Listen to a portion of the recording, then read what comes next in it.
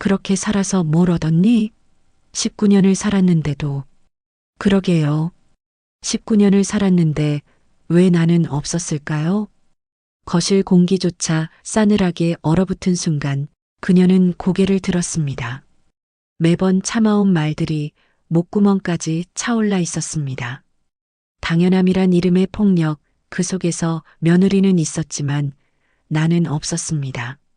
그리고 어느 날 우연히 들은 한마디가 그녀 안에 무언가를 돌이킬 수 없게 만들어버립니다.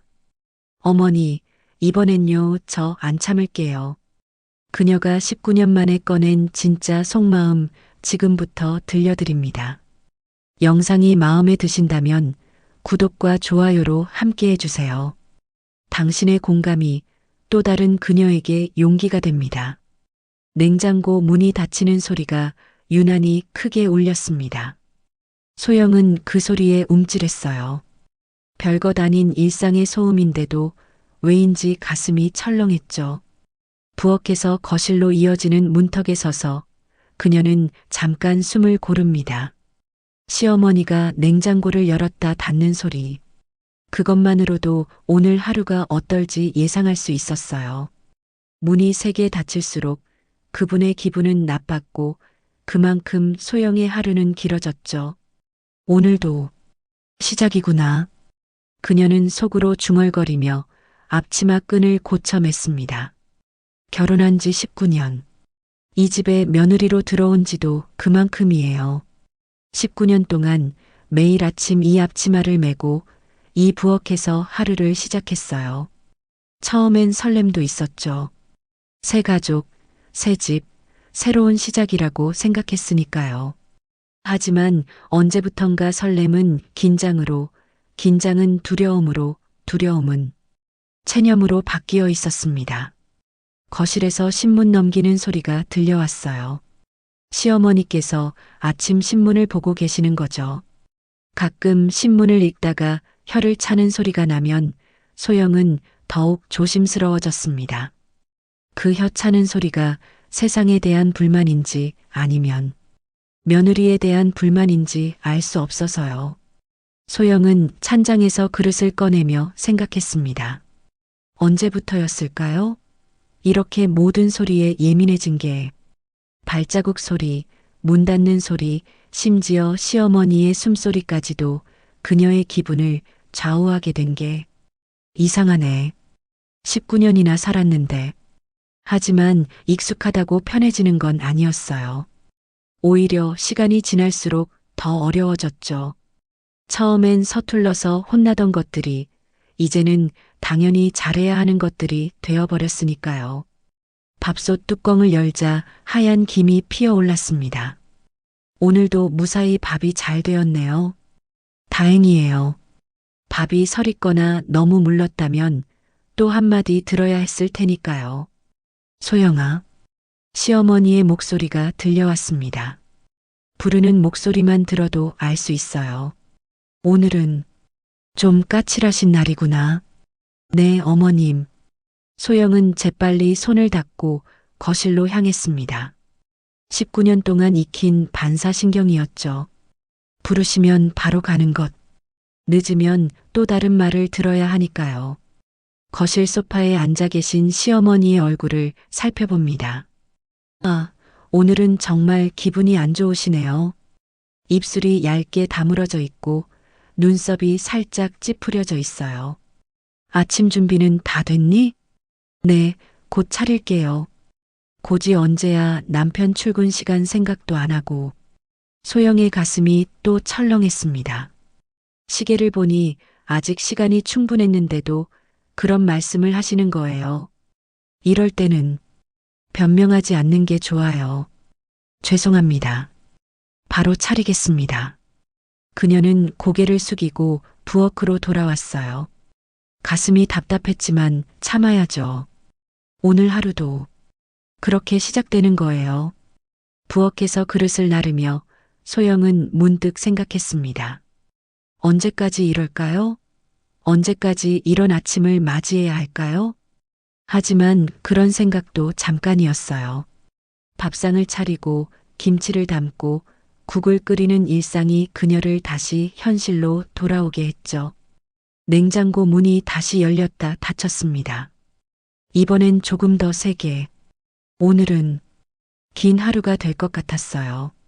이게 뭐야? 시어머니의 목소리가 부엌까지 날아왔습니다. 소영은 설거지하던 손을 멈췄어요. 그 톤만 들어도 알 수 있었죠. 뭔가 잘못됐구나. 거실로 나가보니 시어머니께서 식탁을 바라보고 계셨어요. 아침상을 치우다가 뭔가 발견하신 모양이에요. 어머님, 무슨 일이세요? 이 반찬 말이야. 이게 반찬이라고 차린 거야? 소영은 어리둥절했습니다. 오늘 아침도 평소와 다름없이 준비했는데요. 김치, 멸치볶음, 계란말이, 나물. 뭐가 문제일까요? 김치가 이게 뭐야?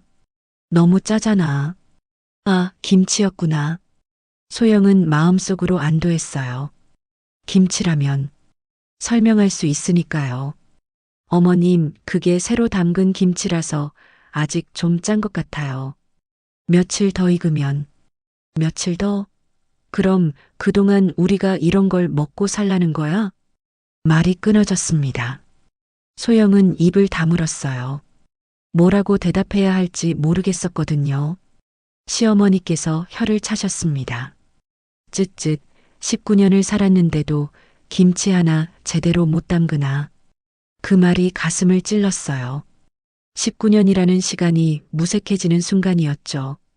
소영은 김치를 정말 잘 담그는 편이었거든요. 친정 어머니한테 배운 솜씨라고 자부하기도 했고요. 죄송합니다. 다음에는 더 신경 써서. 다음에는? 지금도 이런데 다음에는 뭘 기대하고? 시어머니의 목소리가 점점 높아졌어요. 소영은 고개를 숙였습니다. 변명하면 더 길어질 게 뻔했거든요. 정말 내 엄마는 뭘 가르쳤는지 모르겠다. 그 순간 소영의 가슴이 뜨끔했습니다. 친정어머니 이야기가 나오면 더 아팠어요. 돌아가신 지 벌써 3년이 된 어머니. 그 어머니를 이렇게 말씀하시면 어머님 그건 뭐? 말대답하려고? 소영은 재빨리 입을 다물었어요. 말대답이라는 말이 나오면 더 이상 할 말이 없었거든요. 그냥 참는 수밖에요. 하여튼 며느리라는 게 이래서야. 시어머니께서 한숨을 크게 쉬시며 방으로 들어가셨습니다. 소영은 그 자리에 서서 한참을 있었어요. 가슴이 답답하고 목이 메었죠. 김치 이야기였지만 사실 김치가 문제가 아니라는 걸 알고 있었어요. 그냥 뭔가 기분이 안 좋으시면 모든 문제가 되거든요. 어떤 날은 밥이 문제고, 어떤 날은 반찬이 문제고, 어떤 날은 소영 자체가 문제였어요. 부엌으로 돌아와서 다시 설거지를 시작했습니다. 찬물에 손을 담그니 정신이 조금 들더군요. 하지만 가슴 한편이 여전히 아팠어요. 19년을 살았는데도 그 말이 자꾸 맴돌았습니다. 19년이면 적지 않은 시간인데 왜 아직도 이럴까요? 아직도 김치 하나 제대로 못 담그는 며느리 취급을 받아야 할까요? 설거지를 마치고 행주로 그릇을 닦으면서 소영은 거울에 비친 자신을 봤어요. 언제부턴가 눈가에 주름이 생겼고 입꼬리가 자주 내려가 있더군요. 웃지 않는 얼굴에 익숙해진 자신이 낯설었어요. 전화벨이 울렸습니다. 친구 미선이었어요. 소영아, 오늘 점심 어때? 오랜만에 만날까? 미안, 미선아. 오늘은 좀. 또, 너 요즘 왜 이렇게 못 나와? 미선의 목소리에서 걱정이 느껴졌어요. 하지만 뭐라고 설명해야 할까요? 김치가 짜다고 혼났다고, 19년 살았는데도 못한다고 들었다고, 그냥 집에 일이 좀 있어서. 일이 뭔데? 맨날 집에만 있으면서 무슨 일이 그렇게 많아? 미선의 말이 따가웠어요. 하지만 틀린 말은 아니었죠. 집에만 있으면서도 왜 이렇게 피곤하고 지칠까요? 다음에 꼭 만나자. 미안해. 전화를 끊고 나서 소영은 한숨을 쉬었습니다. 친구를 만나는 것도 자유롭지 못한 자신이 한심했어요. 아니, 정확히는 만나고 싶지 않았어요. 이런 기분으로 누굴 만나겠어요? 오후가 되자 남편이 회사에서 전화를 걸어왔어요. 여보, 오늘 저녁 회식이 있어서 늦을 것 같아. 알겠어요. 어머니는 괜찮으시지? 괜찮으시냐고? 소영은 쓴웃음을 지었어요. 괜찮으시다면 뭐고, 괜찮지 않으시다면 뭘까요? 네, 괜찮으세요. 거짓말이었어요. 하지만 진실을 말한다고 해서 뭐가 달라질까요? 남편은 어차피 엄마도 나이 드셔서 그래라고 말할 게 뻔했거든요. 저녁 시간이 되었습니다. 시어머니와 단둘이 먹는 저녁상. 가장 조심스러운 시간이에요. 아들은 또 늦는다고? 네, 회식이 있으시대요. 회식? 맨날 회식이야. 집에 있기 싫은가 봐. 소영은 밥을 먹으며 조심스럽게 대답했어요. 회사 일이니까요. 회사 일. 그래, 회사 일이 집보다 중요하지. 시어머니의 말투에서 비꼬는 뉘앙스가 느껴졌어요. 하지만 소영은 아무 말도 하지 않았어요. 이럴 때는 조용히 있는 게 최선이거든요. 그런데 너는 맨날 집에만 있으면서 뭘 하는 거야? 갑자기 화살이 자신에게 돌아왔습니다. 소영은 젓가락을 든 손이 살짝 떨렸어요. 집안일하고, 빨래하고, 집안일? 이 작은 집에서 무슨 집안일이 그렇게 많아? 소영은 대답할 말을 찾지 못했어요. 사실 집안일이 많지는 않았거든요. 하지만 그렇다고 해서 노는 것도 아니었는데, 다른 며느리들은 다 일도 하고, 애도 키우고 바쁘게 사는데, 너는 애도 하나뿐이고, 그 애마저 이제 중학생인데, 말이 이어지지 않았지만, 소영은 무슨 말씀인지 알 수 있었어요. 쓸모없다는 뜻이었죠. 저녁을 마치고 설거지를 하면서 소영은 울컥했어요.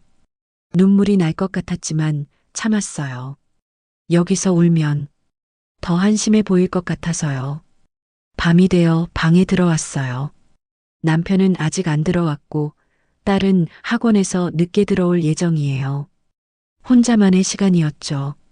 침대에 누워서 천장을 바라봤습니다. 오늘 하루도 이렇게 지나가는구나. 내일도 모레도 계속 이럴까요?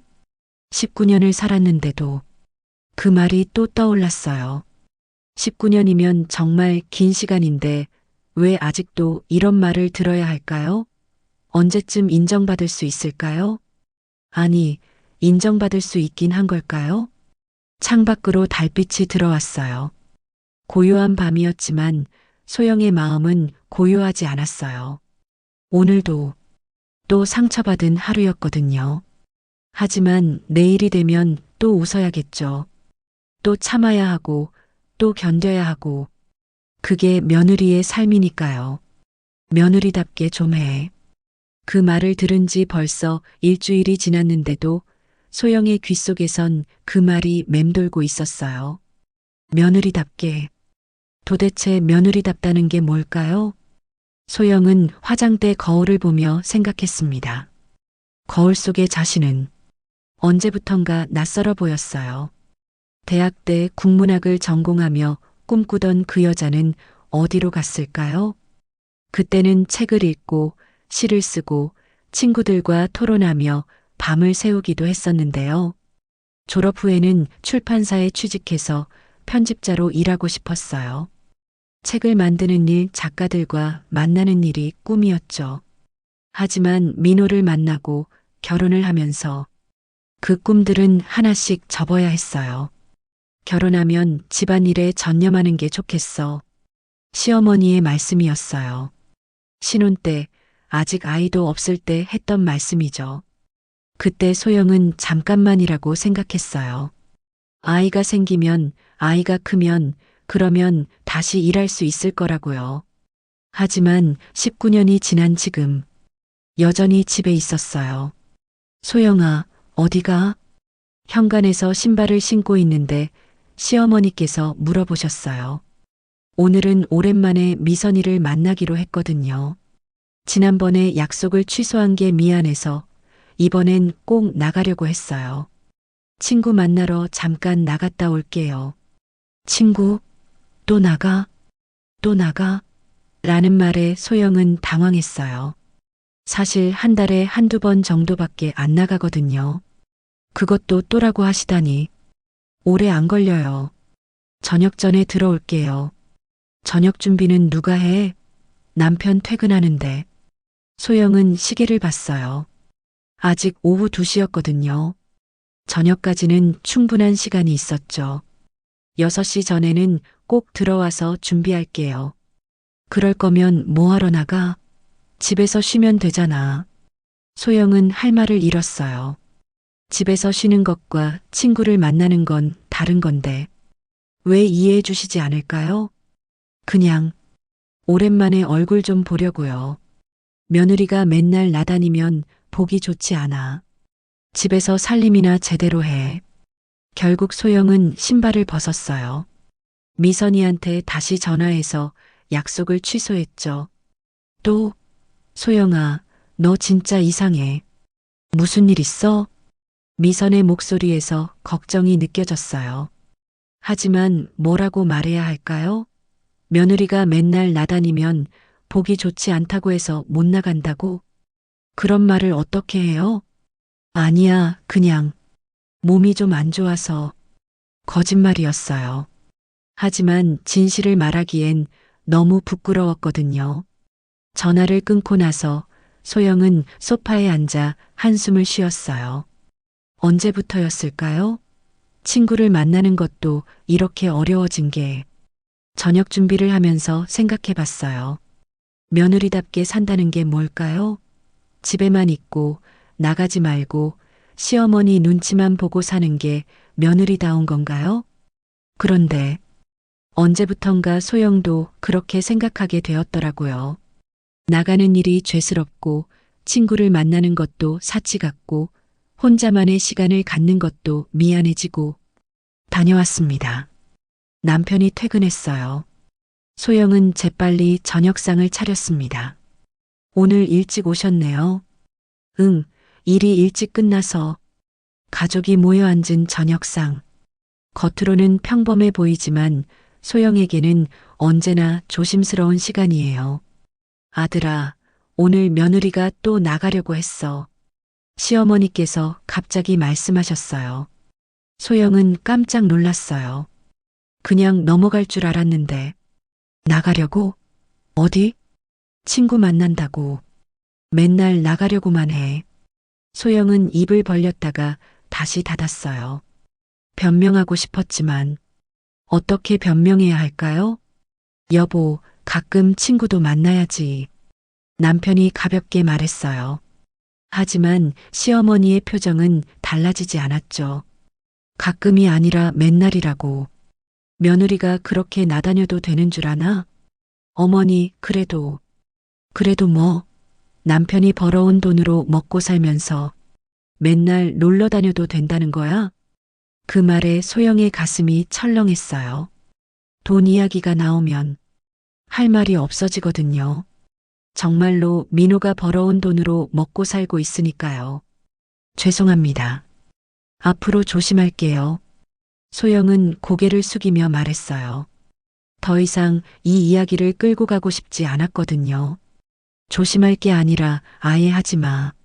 며느리는 집에서 살림이나 제대로 해. 저녁을 마치고 설거지를 하면서 소영은 눈물이 날 것 같았어요. 친구 하나 만나는 것도 이렇게 큰일이 되다니. 밤에 침실에서 남편과 이야기했어요. 여보, 나도 가끔은 친구들 만나고 싶어요. 응, 그래야지. 왜 못 만나? 어머니께서 좋게 안 보세요. 남편은 잠깐 생각하더니 말했어요. 엄마도 나이 드셔서 그래. 예전 사람들은 그런 생각이 있잖아. 또 그 말이었어요. 나이 드셔서 그래. 모든 걸 그 한마디로 넘어가려고 하는 남편이 답답했어요. 그래도 나도 사람인데. 알아. 그냥 조금만 참아. 시간이 지나면 나아질 거야. 시간이 지나면 나아질 거라고요? 벌써 19년이 지났는데 언제 나아질까요? 그날 밤 소영은 잠을 이루지 못했어요. 계속 생각이 났거든요. 언제부터 이렇게 작아졌을까? 언제부터 이렇게 눈치만 보고 살게 되었을까? 대학 때의 자신을 떠올려 봤어요. 그때는 당당했었죠. 자신의 의견도 있었고, 꿈도 있었고, 하고 싶은 일도 많았어요. 하지만 지금은 친구 하나 만나는 것도 죄스러워하는 자신이 되어버렸어요. 며느리답게. 그 말이 또 귓속에서 맴돌았어요. 며느리답다는 게 이런 건가요? 자신을 포기하고 꿈을 접고 눈치만 보고 사는 게. 창밖으로 새벽이 밝아오고 있었어요. 또 다른 하루가 시작되는 거죠. 오늘도 며느리답게 살아야겠어요. 나가지 말고 친구도 만나지 말고 집에서만 있으면서. 하지만 가슴 한편에서는 의문이 들었어요. 정말 이게 옳은 건가요? 정말 이렇게 살아야 하는 건가요? 소영은 아직 답을 찾지 못했어요. 하지만 질문은 계속 커져가고 있었죠. 그날 아침도 평소와 다르지 않았어요. 소영은 딸 은지의 학교 상담을 위해 준비하고 있었죠. 중학교 2학년인 은지가 요즘 성적이 좀 떨어져서 담임 선생님과 상담 약속을 잡았거든요. 엄마, 녹음기 빌려주세요. 은지가 방에서 나와 말했어요. 영어 듣기 과제 때문이었죠. 응, 잠깐만. 소영은 서랍에서 작은 녹음기를 꺼냈어요. 몇 년 전에 산 건데 가끔 은지가 공부할 때 사용했죠. 이거 배터리 있나? 어제 갈아놨어. 괜찮을 거야. 은지가 녹음기를 가져가려는 순간 소영이 말했어요.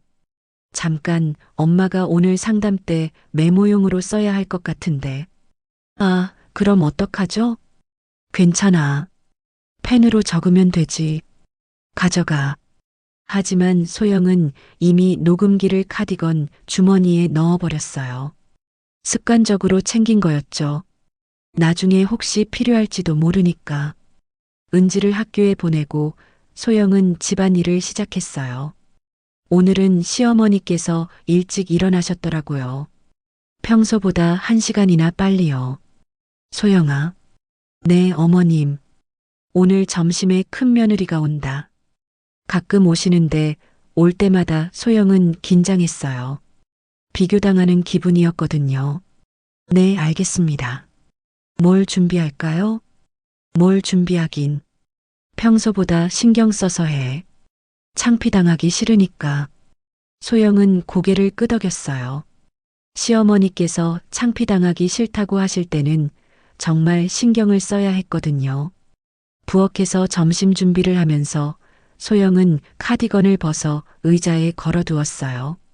날이 따뜻해져서 더워졌거든요. 녹음기는 그대로 주머니 안에 있었죠. 12시쯤 되어서 큰 며느리가 왔어요. 안녕하세요, 어머님. 어서 와. 소영아, 인사해. 안녕하세요, 형님. 큰 며느리는 언제나 단정했어요. 옷차림부터 말투까지 뭔가 완벽해 보였죠. 소영은 항상 위축되었어요. 점심상을 차리면서 소영은 더욱 조심스러워졌어요. 큰 며느리 앞에서 실수라도 하면 시어머니께서 얼마나 싫어하실지 뻔했거든요. 와, 정성이 많이 들어간 상이네요. 큰 며느리가 말했어요. 칭찬인지 빈말인지는 모르겠지만 소영은 감사하다고 인사했죠. 소영이가 요리는 잘해.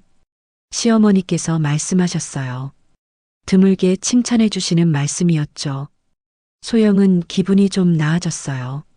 하지만 그것도 잠깐이었어요. 그런데 요즘 맨날 나가려고만 해서 문제야. 나가려고요?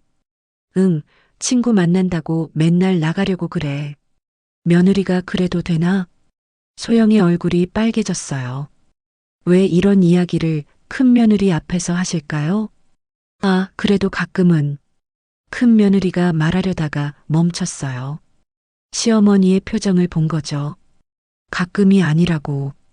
맨날이라니까. 죄송합니다. 소영은 고개를 숙였어요. 창피했어요. 큰 며느리 앞에서 이런 말을 들다니. 큰 며느리는 일도 하면서 집안일도 다 알아서 하는데 소영이는 집에만 있으면서도 제대로 안 해. 그 말이 가슴을 찔렀어요. 큰 며느리는 실제로 직장을 다녔거든요. 그러면서도 시어머니께 잘해드렸죠. 형님은 정말 대단하세요. 소영이 작은 목소리로 말했어요. 진심이었어요. 일하면서 며느리 노릇까지 완벽하게 하는 게 쉬운 일은 아니니까요. 뭐가 대단해? 당연한 일이지. 큰 며느리가 겸손하게 말했어요. 하지만 그 겸손함이 소영에게는 더 부담으로 느껴졌죠.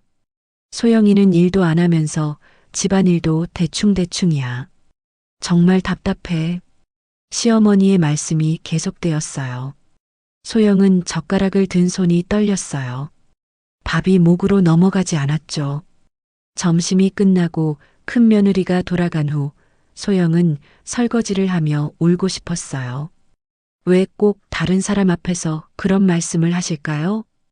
오후에 시어머니께서 낮잠을 주무시는 동안 소영은 카디건을 다시 입었어요. 상담 시간이 되어서 학교에 가야 했거든요. 담임 선생님과의 상담은 30분 정도 걸렸어요. 은지의 성적과 생활 태도에 대한 이야기였죠. 다행히 큰 문제는 없었어요. 집에 돌아와서 저녁 준비를 하면서 소영은 카디건 주머니에서 뭔가 딱딱한 것이 만져지는 걸 느꼈어요. 아, 녹음기. 까먹고 있었네요. 은지가 빌려달라고 했던 녹음기 말이에요. 꺼내서 보니 녹음 버튼이 켜져 있었어요. 언제 켜진 걸까요? 주머니에서 뭔가에 눌렸나 봐요. 소영은 재생 버튼을 눌러봤어요. 혹시 뭐가 녹음됐나 하고 확인해 보려고요. 그런데 소영이가 요리는 잘해. 그런데 요즘 맨날 나가려고만 해서 문제야. 시어머니의 목소리가 들려왔어요. 점심시간 대화가 녹음되어 있었던 거예요. 며느리가 그래도 되나? 가끔이 아니라고. 맨날이라니까. 소영은 녹음기를 쥔 손이 떨렸어요. 자신에 대한 이야기가 이렇게 생생하게 녹음되어 있다니. 큰 며느리는 일도 하면서 집안일도 다 알아서 하는데 소영이는 집에만 있으면서도 제대로 안 해. 그 목소리를 들으면서 소영은 이상한 기분이 들었어요. 분노도 있었고 슬픔도 있었고 그런데 무엇보다 놀라웠어요. 이게 내가 듣고 살던 소리구나. 직접 들을 때와 녹음으로 들을 때가 이렇게 다를 줄 몰랐어요. 녹음으로 들으니까 더 객관적이었거든요. 더 차갑고 더 날카롭게 들렸어요. 소영은 이어폰을 끼고 다시 들어봤어요. 처음부터 끝까지요. 일도 안 하면서 집안일도 대충대충이야. 정말 답답해. 그 말을 다시 듣는 순간 소영은 울컥했어요. 하지만 눈물이 나지는 않았어요. 대신 뭔가 깨달았어요. 아, 이게 진짜구나. 이게 내가 견뎌온 현실이구나. 지금까지는 그 순간순간에만 아팠어요. 시어머니께서 그런 말씀을 하실 때만 상처받았죠. 하지만 이렇게 녹음으로 들으니까 전체가 보였어요. 얼마나 자주 이런 말을 들었는지, 얼마나 당연하게 받아들이며 살았는지. 소영은 녹음기를 끄고 한참을 생각했어요. 이 파일을 어떻게 해야 할까요? 남편에게 들려줄까요? 아니면 시어머니께 따져볼까요? 하지만 그런 생각은 금세 사라졌어요. 그런다고 해서 뭐가 달라질까요? 오히려 더 큰 문제가 될 수도 있잖아요. 그날 밤 소영은 다시 그 녹음을 들었어요. 이번에는 울지 않았어요. 대신 차분하게 들었죠. 이게 나였구나. 그리고 문득 생각했어요. 언제까지 이럴까요? 언제까지 이런 말을 들으며 살아야 할까요? 녹음기를 서랍에 넣으면서 소영은 뭔가 달라진 기분이었어요. 뭐가 달라진 건지는 정확히 모르겠지만 분명히 뭔가 달랐어요. 그날은 조금 특별한 날이었어요. 소영이 처음으로 자신의 현실을 객관적으로 본 날이었거든요. 녹음기를 발견한 지 사흘이 지났어요. 소영은 그 후로 계속 그 파일을 들었어요. 처음에는 하루에 한 번, 그 다음에는 두 번, 세 번. 이상하게도 자꾸 듣고 싶어졌거든요. 왜 그럴까요? 상처받는 소리를 왜 계속 듣고 싶은 걸까요? 오늘도 소영은 시어머니가 낮잠을 주무시는 시간에 이어폰을 끼고 들었어요. 소영이는 집에만 있으면서도 제대로 안 해. 그 말을 들으면서 소영은 생각했어요. 정말 제대로 안 하고 있는 걸까요? 정말 집에만 있으면서 쓸모없이 지내고 있는 걸까요? 거실을 둘러봤어요. 깨끗하게 정리되어 있었죠. 바닥도 닦았고, 먼지도 털었고, 빨래도 다 개어서 정리했어요. 부엌도 마찬가지였고요. 그럼 뭘 더 해야 할까요? 뭘 해야 제대로 하는 걸까요? 소영은 혼란스러웠어요. 녹음을 들으면 분명히 잘못 살고 있는 것 같은데 막상 주변을 보면 할 일은 다 하고 있는 것 같았거든요. 점심시간이 되었어요. 시어머니께서 일어나셨죠. 점심 뭐야? 된장찌개 끓였어요. 또 된장찌개? 어제도 된장찌개였는데. 소영은 당황했어요. 어제는 김치찌개였는데요. 하지만 말대답하면 안 되니까 그냥 있었어요. 맨날 비슷한 것만 해서 먹을 게 없네. 그 말을 들으면서 소영은 녹음기 생각이 났어요. 지금 이 순간도 녹음하면 어떨까요? 어제 김치찌개였다는 걸 증명할 수 있을 텐데. 하지만 그런 생각을 하는 자신이 이상했어요. 왜 증명하려고 하는 걸까요? 왜 자꾸 증거를 찾으려고 하는 걸까요? 점심을 먹으면서 시어머니께서 말씀하셨어요. 큰 며느리한테서 전화 왔었어. 네, 내가 요즘 이상하다고 하더라. 지난번에 왔을 때 표정이 안 좋았다고. 소영은 깜짝 놀랐어요. 지난번에 큰 며느리가 왔을 때 확실히 기분이 안 좋았었죠. 시어머니께서 자신에 대해 그런 말씀을 하셔서요. 죄송합니다. 죄송하다고 할 일이야? 며느리가 그런 표정으로 있으면 집안 분위기가 어떻게 되겠어? 집안 분위기요? 소영은 억울했어요. 자신이 기분 나쁜 표정을 지은 게 아니라 상처받은 표정이었는데 앞으로 조심할게요. 조심할 게 아니라 아예 그러지 마. 며느리는 항상 밝고 예뻐야 해. 항상 밝고 예뻐야 한다고요? 소영은 그 말이 이해가 안 됐어요. 사람이 어떻게 항상 밝을 수 있나요? 상처받을 때도 있고 우울할 때도 있는데.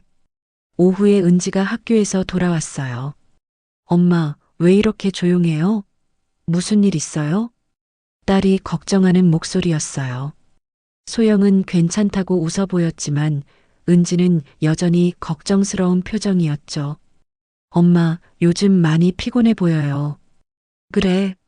네. 그리고 잘 안 웃으시는 것 같아요.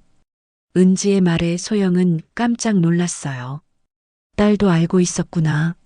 자신이 달라졌다는 걸. 엄마가 웃으려고 노력할게. 억지로 웃지 마세요. 그럼 더 이상해 보여요. 은지가 말했어요. 14살 딸이 이런 말을 한다니. 소영은 미안했어요. 저녁 시간이 되었어요. 남편이 집에 들어왔죠. 다녀왔습니다. 수고했어요. 평소와 다름없는 인사였어요. 하지만 소영은 남편을 보면서 생각했어요. 이 사람은 정말 나를 아낄까? 정말 내 편일까? 저녁을 먹으면서 시어머니께서 말씀하셨어요. 아들아, 며느리가 요즘 이상해. 이상하다고요? 응, 표정도 안 좋고 말도 없고 뭔가 불만이 있나 봐. 소영은 젓가락을 든 손이 떨렸어요. 불만이라고요? 자신에게 불만이 있다는 식으로 말씀하시다니. 여보, 무슨 일 있어? 남편이 물어봤어요. 소영은 고개를 저었죠. 아무것도 없어요. 뭔가 있는 것 같은데. 말해봐. 그 순간 소영은 녹음기 생각이 났어요. 그 파일을 남편에게 들려주면 어떨까요? 그러면 자신이 왜 이런 기분인지 이해할까요? 하지만 용기가 나지 않았어요. 만약 남편이 그까진 일로 왜 그래? 라고 하면 어떡하죠? 만약 시어머니 편을 든다면? 정말 아무것도 없어요. 그럼 좋은데. 표정이 어두우면 집안 분위기가 안 좋아져. 남편마저 그런 말을 하니까 소영은 더 답답했어요. 왜 모든 게 자신 탓인 것처럼 느껴질까요? 그날 밤 소영은 침대에 누워서 천장을 바라봤어요. 머릿속이 복잡했어요. 녹음기에 담긴 그 말들. 정말 자신이 잘못 살고 있다는 증거일까요? 아니면 부당하게 당하고 있다는 증거일까요? 솔직히 잘 모르겠어요. 처음에는 부당하다고 생각했는데 시간이 지날수록 혼란스러워졌거든요. 만약 정말 자신이 잘못 살고 있다면, 만약 정말 쓸모없이 지내고 있다면, 그럼 시어머니 말씀이 맞는 건가요? 하지만 그것도 이상했어요. 집안일도 하고 살림도 하고 가족들 뒷바라지도 하는데 왜 쓸모없다고 하는 걸까요? 소영은 점점 자신을 믿지 못하게 되었어요. 자신의 판단을, 자신의 감정을, 자신의 생각을 믿을 수 없었거든요. 혹시 정말 자신이 이상한 건 아닐까요? 혹시 정말 며느리 역할을 제대로 못하고 있는 건 아닐까요? 그런 생각들이 머릿속을 맴돌았어요. 녹음기는 증거였지만 동시에 혼란의 시작이기도 했어요. 무엇이 옳고 무엇이 그른지 점점 알 수 없게 되었어요. 밤은 깊어갔지만 소영의 잠은 오지 않았어요. 내일도 이런 하루가 반복될 텐데 어떻게 살아가야 할까요? 녹음기는 서랍 안에 조용히 있었어요. 하지만 그 안에 담긴 목소리들은 소영의 마음속에서 계속 울리고 있었죠. 소영이 처음으로 아니오라고 말한 건 일주일 후였어요. 그날도 평범한 오후였죠.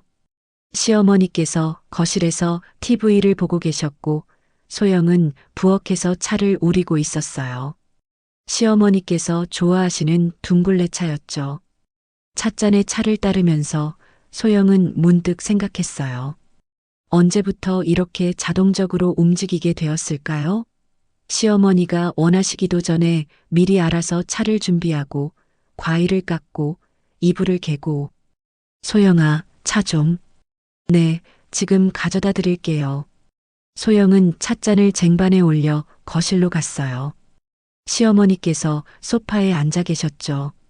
평소처럼 커피 테이블에 찻잔을 놓으려는 순간이었어요. 이게 뭐야? 왜 이렇게 뜨거워? 시어머니께서 찻잔을 만져보시더니 불쾌한 표정을 지으셨어요. 죄송합니다. 식을 때까지 기다릴게요. 기다리긴 뭘 기다려. 처음부터 제대로 하지. 소영은 찻잔을 다시 들었어요. 부엌에 가서 찬물을 조금 넣어서 온도를 맞추려고 했죠. 그런 게 아니라 시어머니의 목소리가 높아졌어요. 소영은 멈춰섰죠. 차라는 게 그런 게 아니야. 온도를 미리 생각해서 우려야지. 뜨겁게 우린 다음에 찬물 넣으면 맛이 없어져. 죄송합니다. 죄송하다고 될 일이야? 19년 동안 뭘 배운 거야? 또 19년 이야기였어요. 소영의 가슴이 철렁했죠. 다시 우릴게요. 다시 우리긴 뭘 다시 우려. 차도 아까워. 시어머니께서 한숨을 크게 쉬셨어요. 그 한숨 소리가 소영의 귓속에서 울렸죠. 정말 답답해 죽겠네. 그 순간이었어요.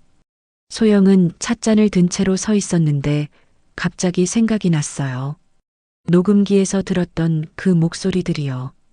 소영이는 집에만 있으면서도 제대로 안 해. 며느리가 그래도 되나? 정말 답답해. 같은 말들이었어요. 똑같은 톤, 똑같은 표정, 똑같은 한숨. 그리고 갑자기 깨달았어요. 이게 매일 반복되는 일이라는 걸. 뭘 해도 어떻게 해도 결국 비슷한 말을 듣게 된다는 걸. 찻잔의 온도가 문제가 아니었어요. 자신이 문제였죠. 자신의 존재 자체가 시어머니에게는 불만의 대상이었어요. 소영은 찻잔을 쟁반에 내려놓았어요. 어머님, 뭐, 차 온도가 적당할 때까지 기다리셔도 될 것 같은데요. 시어머니께서 소영을 쳐다봤어요. 뭔가 다른 톤이었거든요. 뭐라고?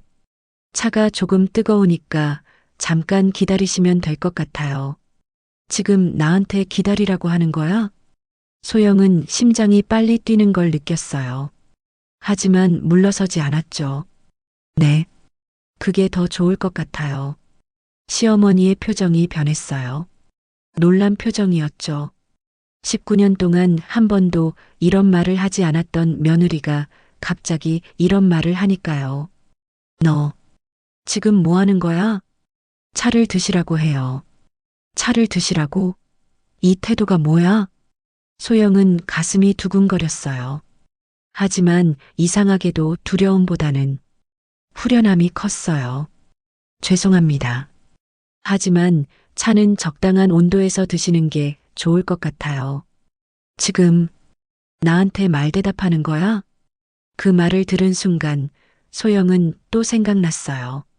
녹음기에서 들었던 또 다른 말들이요. 말대답하려고 며느리 주제에 항상 그랬어요. 조금이라도 자신의 의견을 말하면 말대답이 되었죠.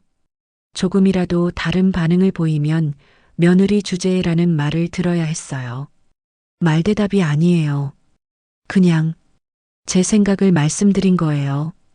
시어머니께서 일어나셨어요. 화가 나신 모양이었죠. 제 생각? 며느리가 시어머니한테 제 생각을 말한다고? 왜 안 되나요?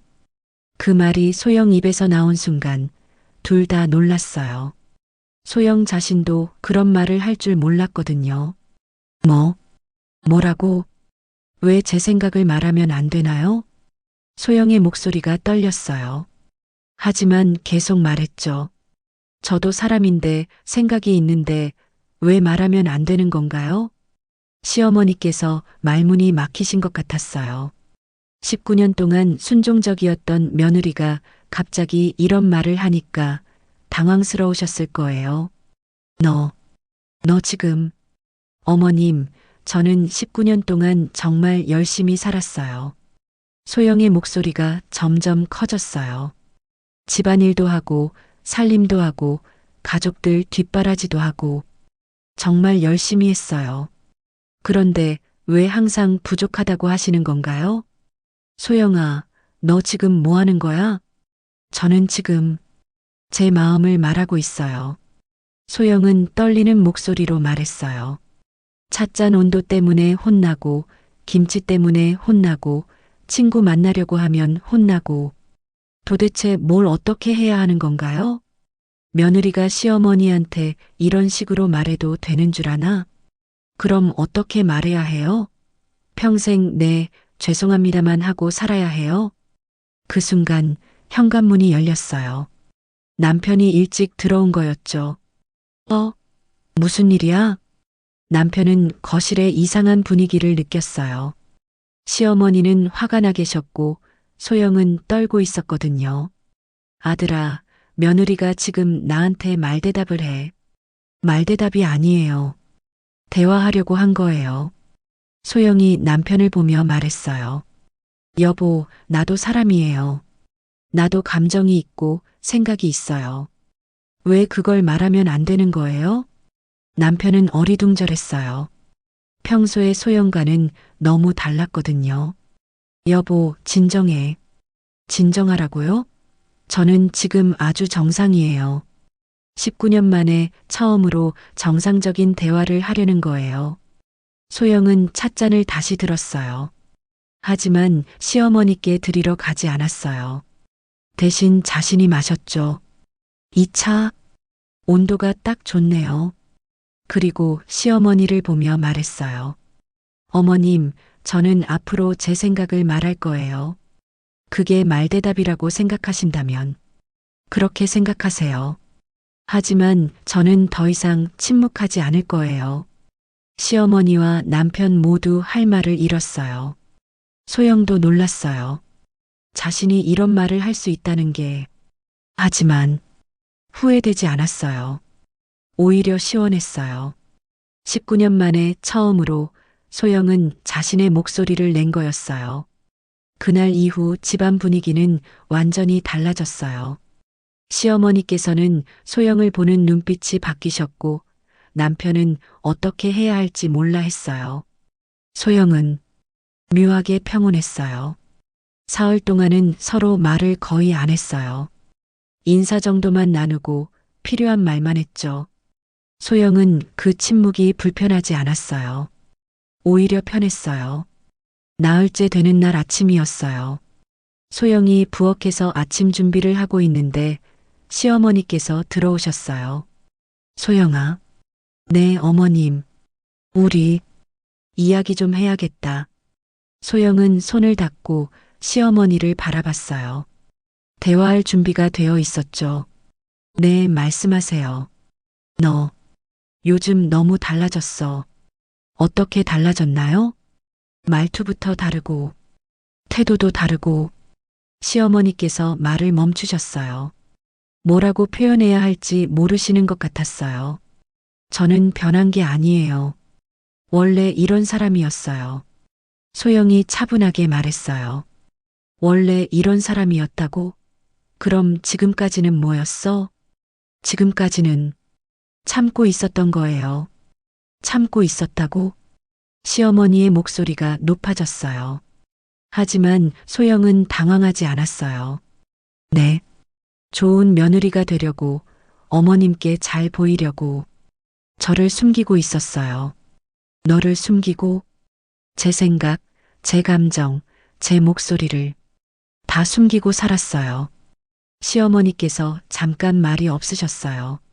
소영의 말을 이해하려고 하시는 것 같았어요.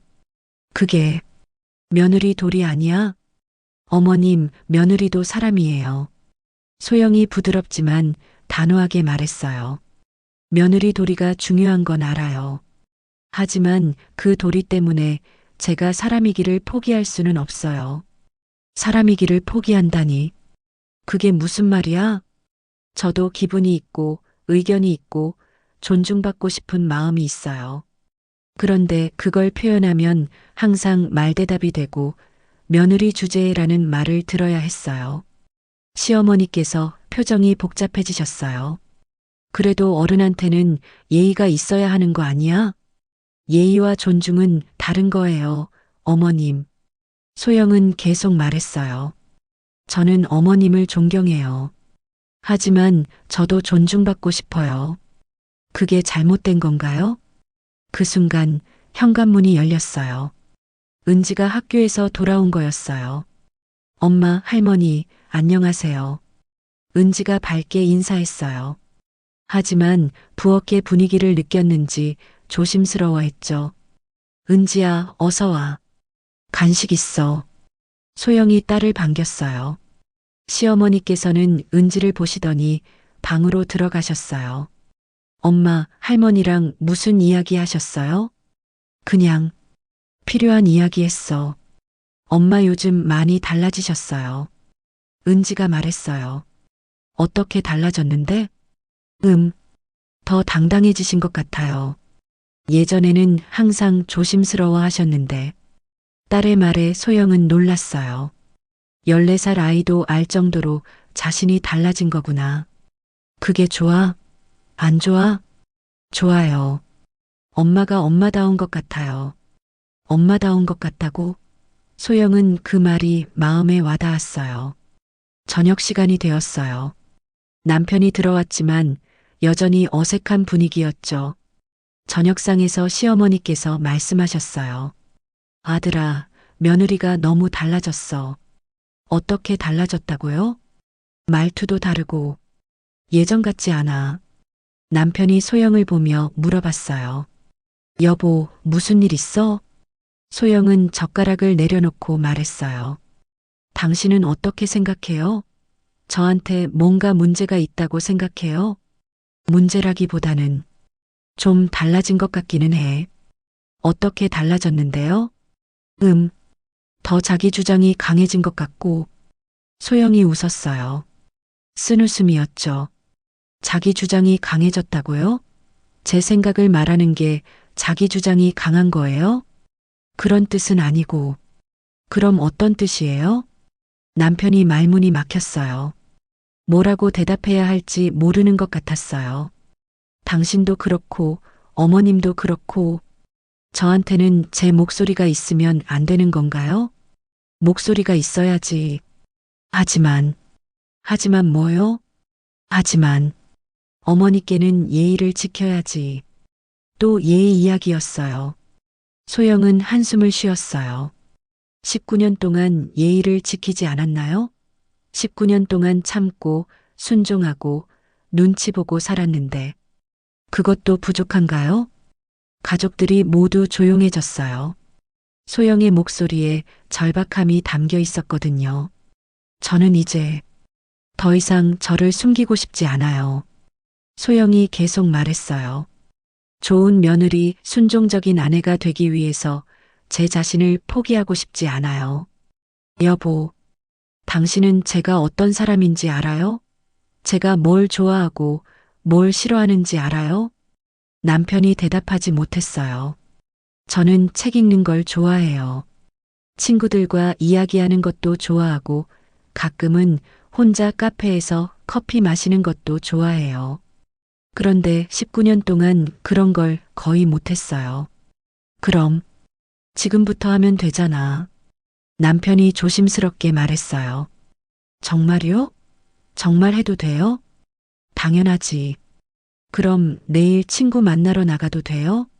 남편이 시어머니를 슬쩍 보더니 말했어요. 그건 역시 안 되는 거네요. 소영이 웃으며 말했어요.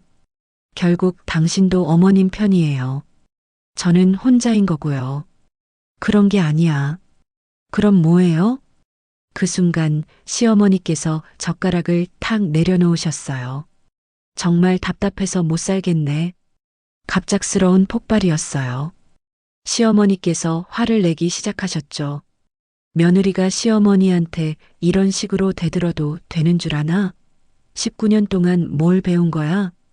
또 19년 이야기네요. 소영이 차분하게 말했어요. 19년 동안 저한테서 뭘 빼앗아 갔는지는 생각 안 해보셨어요? 뭘 빼앗아 갔다고? 제 목소리, 제 꿈, 제 자존감. 다 빼앗아 가셨어요. 시어머니의 얼굴이 빨개졌어요. 네가 뭔데 그런 식으로 말해? 며느리 주제에. 그만하세요. 소영이 또렷하게 말했어요. 뭐라고? 그만하세요. 더 이상 그런 말 듣고 싶지 않아요. 지금 나한테 그만하라고 하는 거야? 네. 그만하세요. 소영이 일어났어요. 더 이상 참을 수 없었거든요. 저는 며느리 주제라는 말 더 이상 듣지 않겠어요. 저도 사람이에요. 이 집의 며느리이기 전에 소영이라는 한 사람이에요. 시어머니께서 말문이 막히셨어요. 19년 동안 한 번도 이런 반응을 보인 적이 없었거든요. 앞으로는 서로 존중하며 살아가요. 제가 어머님을 존중하는 만큼 저도 존중받고 싶어요. 소영은 그 말을 남기고 방으로 들어갔어요. 침실에서 남편과 시어머니가 이야기하는 소리가 들렸지만 소영은 신경 쓰지 않았어요. 거울을 보니 자신의 모습이 달라 보였어요. 19년 만에 처음으로 자신다운 모습이었어요. 그날 밤 소영은 서랍에서 녹음기를 꺼냈어요. 한 달 전까지만 해도 이 작은 기계가 그녀의 모든 것을 바꿀 줄 몰랐죠. 우연히 녹음된 시어머니의 목소리들, 그 말들을 듣고 또 들으면서 깨달았던 것들. 소영은 이어폰을 꽂고 마지막으로 그 파일을 들어봤어요.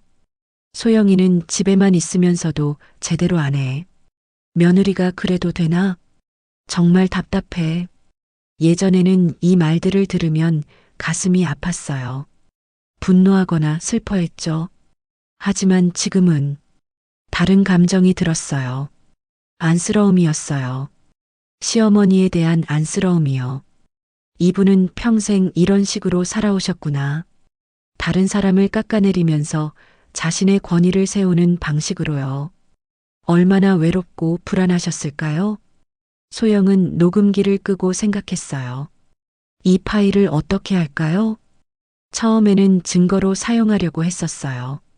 남편에게 들려주거나 시어머니께 따져보거나. 하지만 지금은 그런 생각이 들지 않았어요.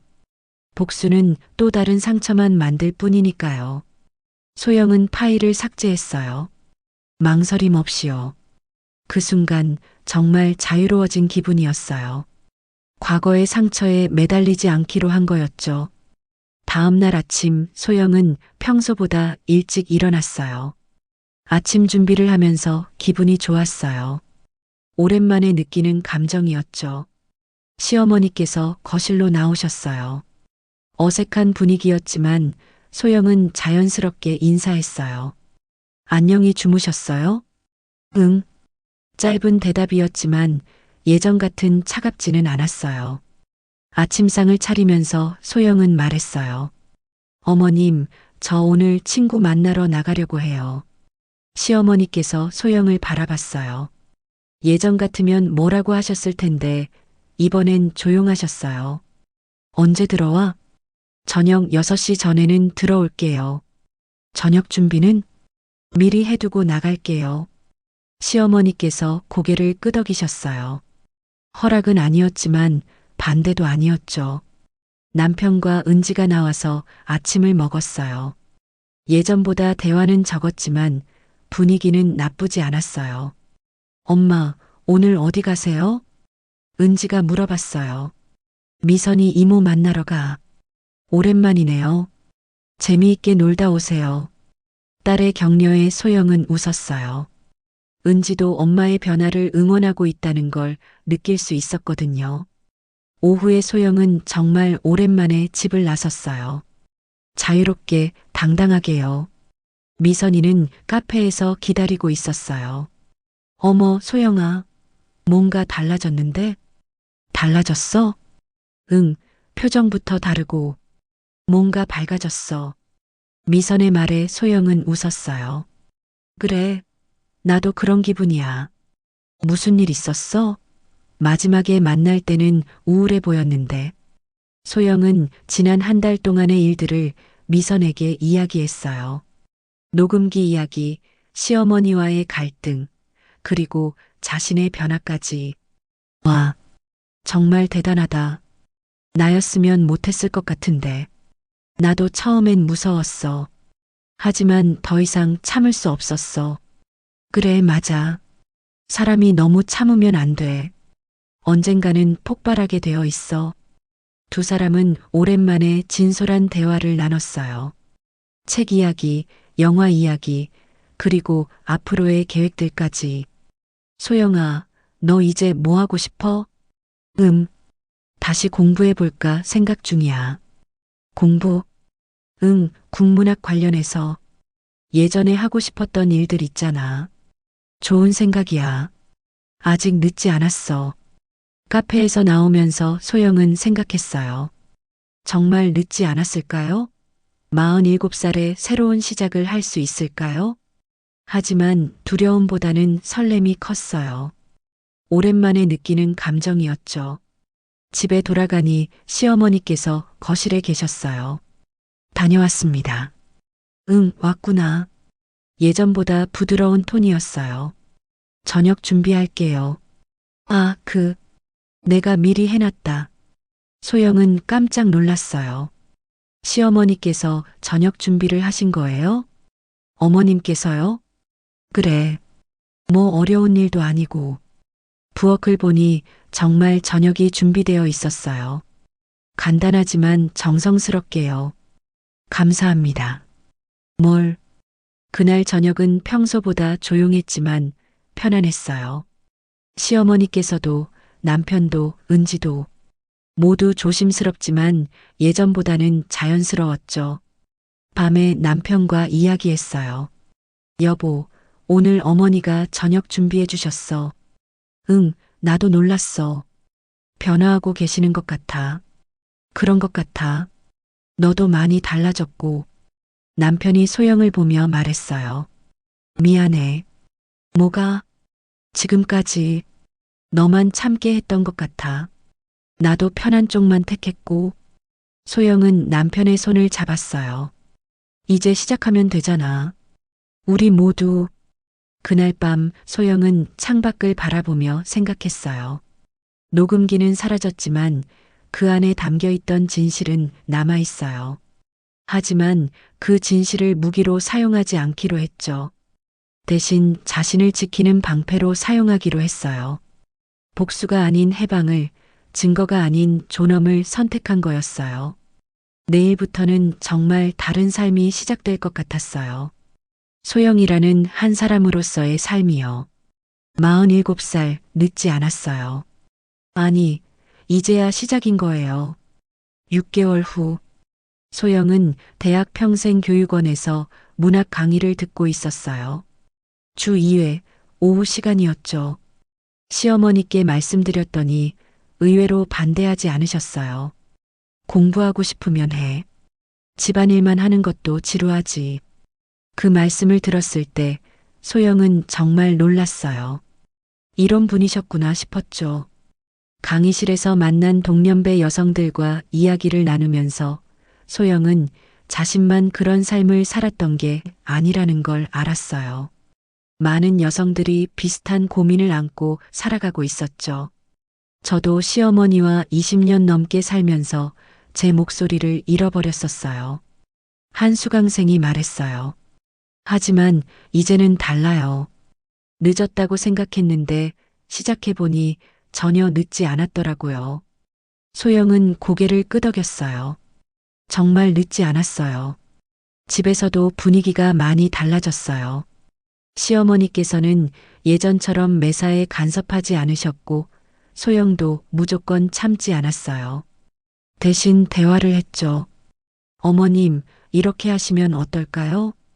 그런 방법도 있겠네. 서로의 의견을 존중하기 시작한 거예요. 완벽하지는 않았지만 예전보다는 훨씬 나았어요. 남편도 달라졌어요. 소영의 의견을 묻고 결정할 때 함께 상의했어요. 여보, 다음 달에 가족여행 어때? 좋지. 어디로 갈까?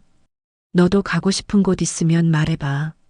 예전 같으면 남편이 정하고 소영은 따라가기만 했을 텐데, 이제는 함께 계획을 세웠어요. 은지는 엄마의 변화를 가장 좋아했어요. 엄마, 요즘 정말 예뻐지셨어요. 그래. 네, 웃는 게 자연스러워지셨어요. 예전에는 억지로 웃는 것 같았는데, 딸의 말에 소영은 마음이 찡했어요. 아이는 다 보고 있었구나 싶었죠. 어느 날 소영은 시어머니와 단둘이 차를 마시게 되었어요. 소영아, 네, 어머님. 내가 너한테 많이 심했지? 갑작스러운 말씀이었어요. 소영은 놀랐죠. 어머님, 아니야, 솔직히 말해. 내가 너무 심했어. 시어머니의 목소리에 후회가 담겨 있었어요. 저도 서툴렀어요. 서툰 게 아니라 내가 너무 까다로웠어. 완벽한 며느리를 원했던 것 같아. 소영은 시어머니의 손을 조심스럽게 잡았어요. 어머님도 처음이셨잖아요. 시어머니가 되는 것도. 그래도 미안해.